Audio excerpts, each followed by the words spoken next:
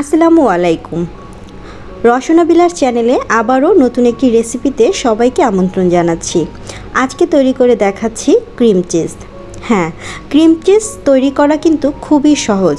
কিভাবে একদম সামান্য কিছু উপকরণ দিয়ে ঘরে বসেই অল্প সময়ে ক্রিম চিজ তৈরি করতে পারবেন, সেই রেসিপিটি আপনাদের সাথে A to Z শেয়ার করব। আশা করছি আপনাদের কাছে আজকের রেসিপিটি ভালো লাগবে।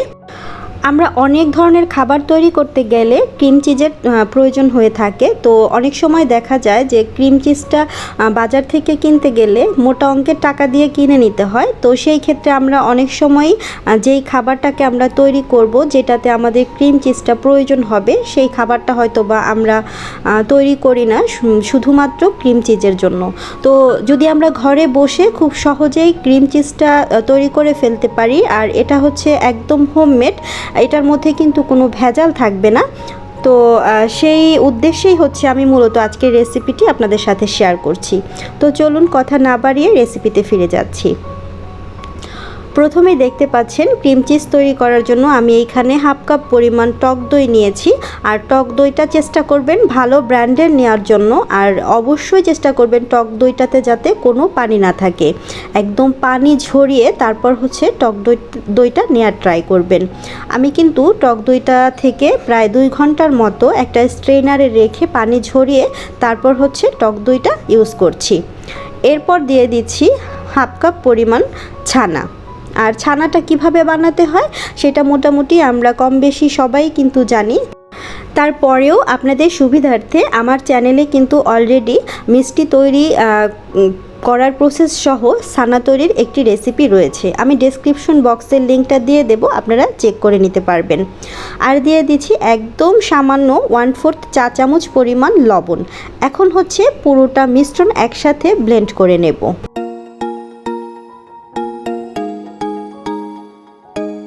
তো ফার্স্ট টাইমে আমি ঠিক 10 থেকে 15 সেকেন্ডের মতো একটু ব্লেন্ড করে নেব। আর ঠিক এইরকম একটা টেক্সচার আসবে তখন হচ্ছে আমি একটা স্প্যাচুলার সাহায্যে একটু ঘুরিয়ে ঘুরিয়ে উপরেরটা নিচে, নিচেরটা উপরে এভাবে করে দিয়ে উল্টে পাল্টে আবারও ব্লেন্ড করে নেব।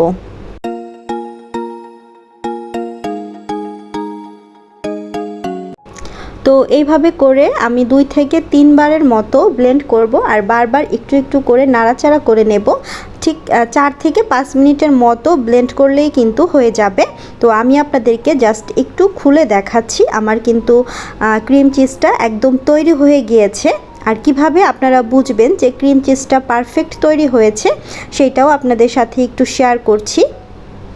এই যে দেখতেই পাচ্ছেন ক্রিম চিজের টেক্সচারটা ঠিক কেমন এসেছে। এইরকম স্মুথ সুন্দর একটা টেক্সচার আসবে যখন ক্রিম চিজটা তৈরি হয়ে যাবে। আর এটা কিন্তু অনেকটাই থকথকে নরম সফট হয়েছে। ক্রিম চিজটা যেটা বাহির থেকে আমরা কিনে আনি সেটা কিন্তু এরকম সফট বা এত লিকুইড থাকে না, এইটা হচ্ছে আরও হার্ড থাকে। তো সেই জন্য কি কাজ করতে হবে, আমাদেরকে স্ট্রেনারের উপরে এরকম একটা সুতি পাতলা সাদা রঙের কাপড় নিতে হবে। নিয়ে এখন হচ্ছে খুব ভালোভাবে হাত দিয়ে একটু শক্ত করে মুড়িয়ে নিতে হবে। তারপর হচ্ছে আমি এইভাবে করে একটু চাপ দিয়ে রেখে দেব। আর আমি হচ্ছে এই ক্রিম চিজের যেই পোটলাটা তৈরি করেছি এটাকে আমি নর্মাল ফ্রিজে রেখে দেব প্রায় 24 ঘন্টার মতো। 24 ঘন্টা যদি রেখে দেই তাহলে ক্রিম চিজের ভেতরে যে এক্সট্রা পানিটা রয়েছে সেই পানিটা কিন্তু একদম নিংড়ে যাবে। আর এটা কতটা নরম হয়েছে সেটা নিশ্চয়ই আপনারা দেখতে পাচ্ছেন। তো আমি এরকম নিচে একটা বাটি দিয়ে দিচ্ছি, আর স্ট্রেনারের মধ্যে এভাবে করেই আমি নর্মাল ফ্রিজে রেখে দেব। ঠিক প্রায় 24 ঘন্টা পর আমি চলে এসেছি, আর দেখতেই পাচ্ছেন কতটা পানি বেরিয়েছে। আর এখন আপনাদেরকে আমি ক্রিম চিজটাকে খুলে দেখাচ্ছি এটা কতটা পারফেক্ট হয়েছে।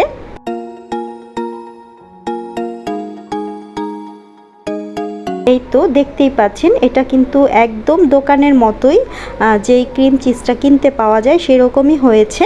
তো আমার এই প্রসেসটা হয়তোবা একটু লেন্দি প্রসেস, হয়তো সময় একটু বেশি লাগবে, কিন্তু আপনারা বিশ্বাস করেন বাজার থেকে কোনো নামি দামি ব্র্যান্ডের ক্রিম চিজের চাইতে আমার এই চিজটা কিন্তু কোনো অংশেই কম হবে না। তো দেখতেই তো পাচ্ছেন আমি কিন্তু অলরেডি একটা বাটিতে নিয়ে নিয়েছি। আর এই ক্রিম চিজটাকে আপনারা কিন্তু ঠিক ততদিন পর্যন্তই একটা এয়ারটাইট কন্টেনারের মধ্যে করে নর্মাল ফ্রিজে সংরক্ষণ করতে পারবেন যতদিন পর্যন্ত আপনি যে টক দইটা ইউজ করছেন টক দইটার গায়ে টক দইয়ের যে এক্সপায়ার ডেটটা রয়েছে ঠিক ততদিন পর্যন্তই কিন্তু ক্রিম চিজটাকেও সংরক্ষণ করতে পারবেন। তো আমি আপনাদেরকে একটু উঠিয়ে দেখাচ্ছি এটা আসলে কতটা পারফেক্ট হয়েছে।